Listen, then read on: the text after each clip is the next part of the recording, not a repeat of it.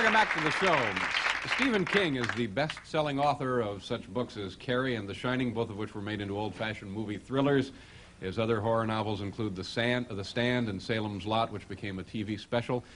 He has now ventured into an original screenplay entitled Creepshow, which is vows till. We've got a little mix-up here. What does it say there? Which he vows. Okay.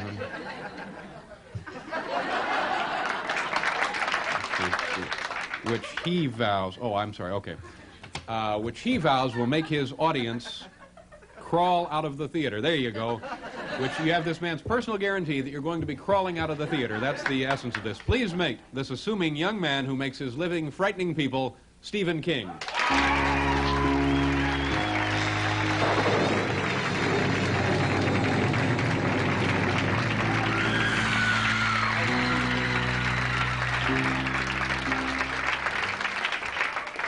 Nice to be here, sir. Sorry I botched your introduction. The last time That's all right. We chatted, I guess the fire starter had just been issued, right. and that dealt with people who had telekinetic powers. Pyrokinesis. Pyrokinesics. You get hot, you know. That's basically it.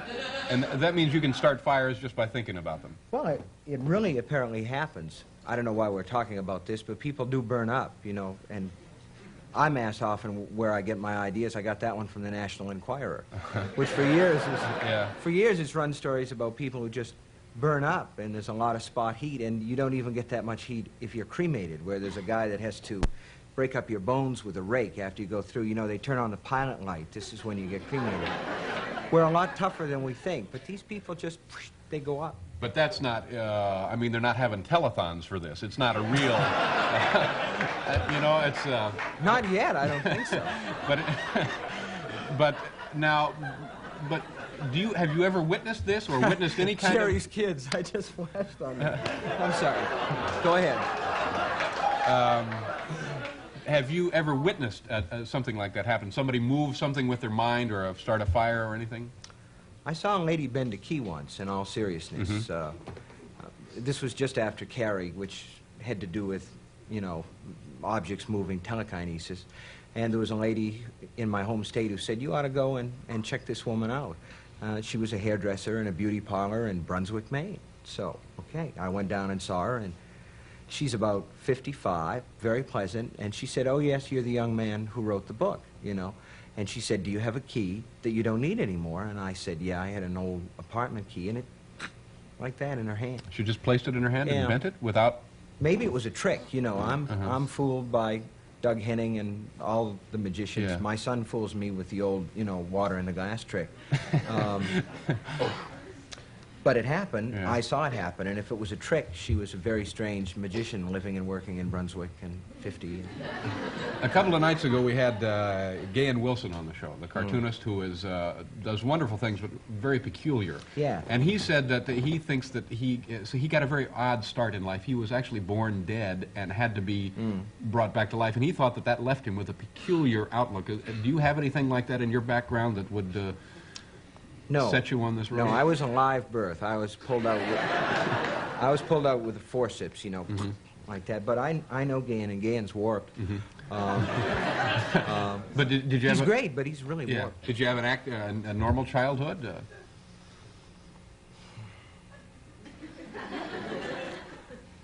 Yeah, I think I had a pretty normal childhood. You know, on the surface, that is, you go to school, you come home, you do your chores. It was like underneath that I thought that there were things under the stairs, you know. I would go down into the basement. We lived in an apartment house, and I'd go around the furnace to get the potatoes or the onions or whatever it was. But you have to be real careful because you sense something that's just there ready to grab. Yeah.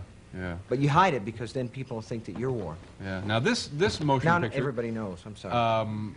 This was not a novel. This was an original screenplay, Creepshow, and this is, I guess this is just a poster from, well, I'm confused now. Tell us what this looks like it's going to be a comic book, this thing.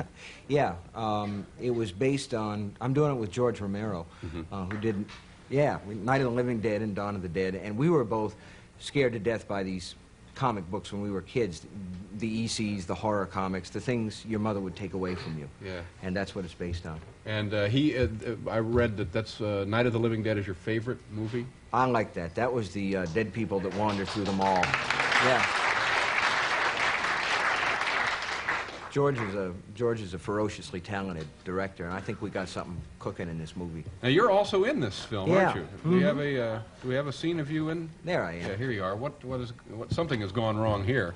Well, actually, what went wrong was when my agent said yes. No. I play a guy named Geordie Verrill in this story, and Geordie's not terribly bright. I guess maybe George saw it as typecasting, you know. He would make Lenny and Steinbeck's of Mice and Men look like Einstein in comparison. A meteor lands on his property, and it's full of this sort of super seed that starts to grow all over his yard and his cars and his house, and finally it starts to grow all over him. And in the picture you showed, he's just realized that he started to get green. Oh, I see. Yeah, started to get green. Okay, Hey. well, let's continue on with the photos. These are all from... Creepshow. Yes, yeah. sir. That's E.G. Marshall, who's in a story called They're Creeping Up on You. It's about bugs. It's about cockroaches. He has as a matter of fact, he has a New York apartment, and he's caught in a blackout, and we went to Costa Rica, and we got 4,000 giant cockroaches. And these guys are big. These guys are like this, you know. They're about a foot long. Now, I don't understand that. You go to Costa Rica, and there are places you can go buy cockroaches? No, you get them out of caves. There are Costa Rican caves where they have these roaches that are called Giganticus. We had a roach wrangler on this picture who went down. Well, you've seen the credits. I mean, you have horse wranglers. We had a roach wrangler. Mm-hmm. And he got them. And in some of these caves, these roaches, millions of them live in bat guano. And some of these guys would go in their scuba suits, you know, their rubber suits, and you would lie face down in the bat guano very quietly, and after a while the roaches, which are timid, would begin to move, and you could motorboat all over these caves and in and out and everything. Boy. And you say they're about a pound and a half? Well, they're about that long. I don't know how much they go by the pound.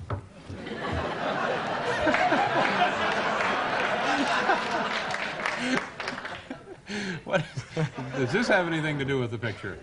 This is Leslie Nielsen, eh?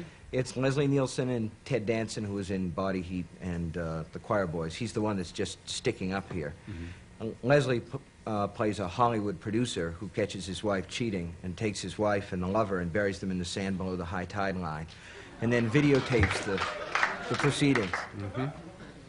It's a fun picture, I tell you. You mentioned that it's actually, how many stories in the film? There are 5 stories. 5 little... Mm-hmm. Okay. This is actually the longest of all the stories. It's called The Crate, and it runs about, I guess, maybe 45 minutes or so.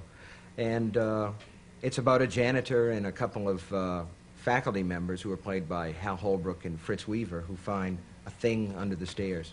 When you're writing these things, the screenplay or the novels, is it possible for you to frighten yourself, or are you too much on top of manipulation like that to be frightened by things you write? Well, it's probably an awful thing to say, but most of the time your reaction is kind of, you know, like this is really going to hurt somebody and make them, you know, squirm. And that's why if you have a really good horror movie, you shouldn't let anybody get out. You should lock the doors, make them stay in, make them watch.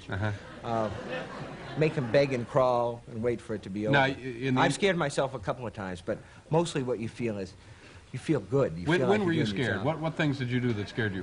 When I wrote there's a scene in The Shining where the little boy goes into the room, and there's a dead lady in the bathtub, and that scared me a lot. That's strange. I mean, it came out of your head, but yet when you put it on paper, it frightened you. Yeah, I think sometimes your imagination gets a little bit out of control, and that doesn't happen a lot, even when you're writing. A lot of times there's a feeling that you're doing what you're supposed to be doing, but that time... Now, Creepshow, you vowed that people would crawl out of the theater. Is that an accurate assessment of what you anticipate? Boy, that'd be great. You know, jujubes in their hair from trying to hide under the seats and all that. I don't know if it'll happen, because you never know. Even worse than bat guano somehow. It's called Creepshow. When will it be out, sir? July. July. Good luck to you. Thank you very much for being here. Stephen King. We'll be right back, folks. Carol Leifer will be here.